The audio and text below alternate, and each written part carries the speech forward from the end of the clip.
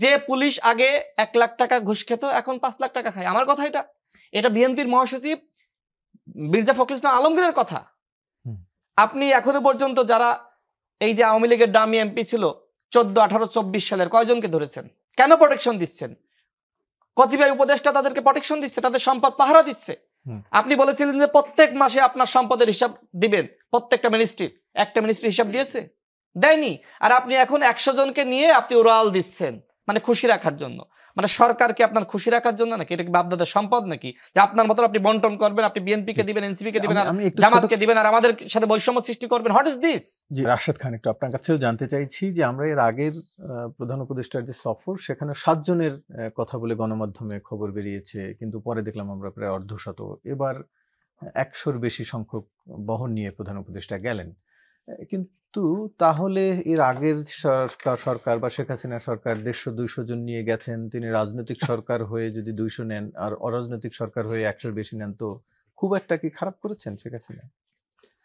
ধন্যবাদ সবাইকে, শুভেচ্ছা। দেখেন, শেখ হাসিনা যখন এরকম বিশাল বহর নিয়ে দেশের বাইরে গিয়েছে, শুধুমাত্র জাতিসংঘ সফর না, বিভিন্ন জায়গায় তিনি এভাবে গিয়েছেন, তখন আমরা সবাই সমালোচনা করেছি। তবে এবার আসলে সমালোচনা করার সুযোগটা ছিল না, কারণ এটা ছিল গোপন। অর্থাৎ সরকারকে অনেকটা বলা হয় না যে অদৃশ্য শক্তি, অর্থাৎ সরকারের এই মিশনটা ছিল অদৃশ্য। মানে আমরা ভাবলাম যে হয়তো প্রধান উপদেষ্টা যাবেন, সাথে 2-1 উপদেষ্টা, এবং সাথে এই 3টি দলের আপনার 4 জন প্রতিনিধি। এরপরে কি করা হলো?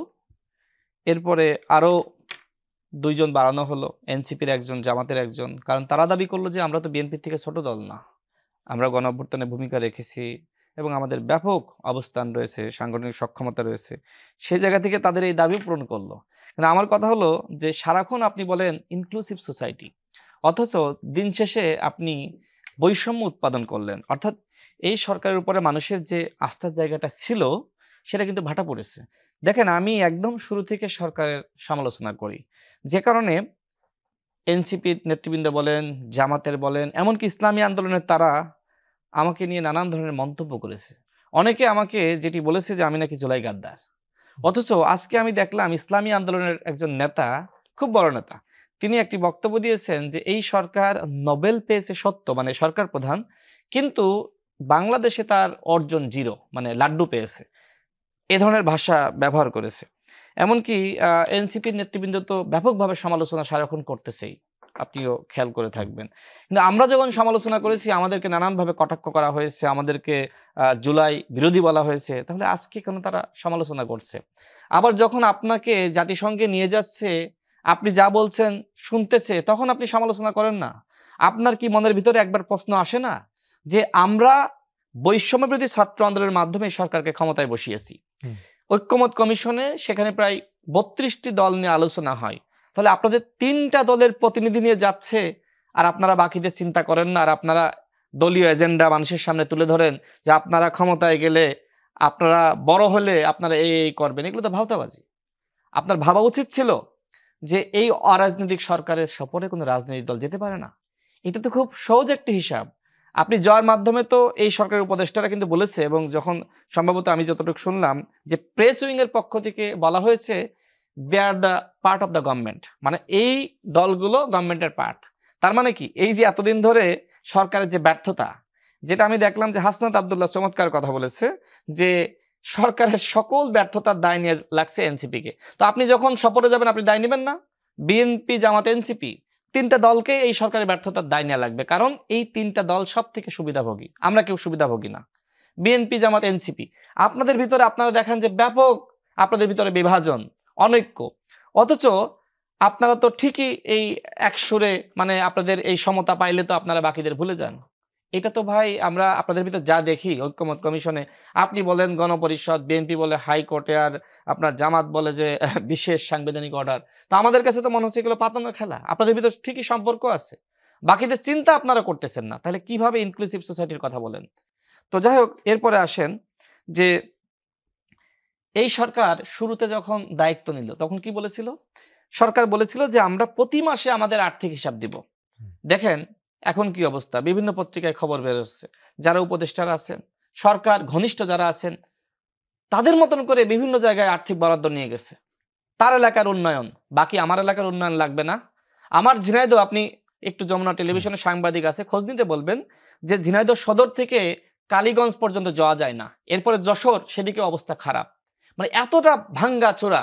আপনি ফরিদপুরের ভাঙ্গা দেখেন, মানে নাম ভাঙ্গা, সেখান থেকে যাওয়া যায় না। আমার বাসা তো ঝিনাইদহ, ফরিদপুর হয়ে যেতে হয়। মানে এত বাজে অবস্থা রাস্তাঘাটের। অথচ যারা উপদেষ্টা হয়েছে, যারা উপদেষ্টাদের সাথে সম্পৃক্ত, সম্পর্ক রয়েছে, বন্ধুমহল, এদের এলাকায় ব্যাপক উন্নয়ন প্রকল্প দেওয়া হচ্ছে। তো বৈষম্য কি হয়েছে?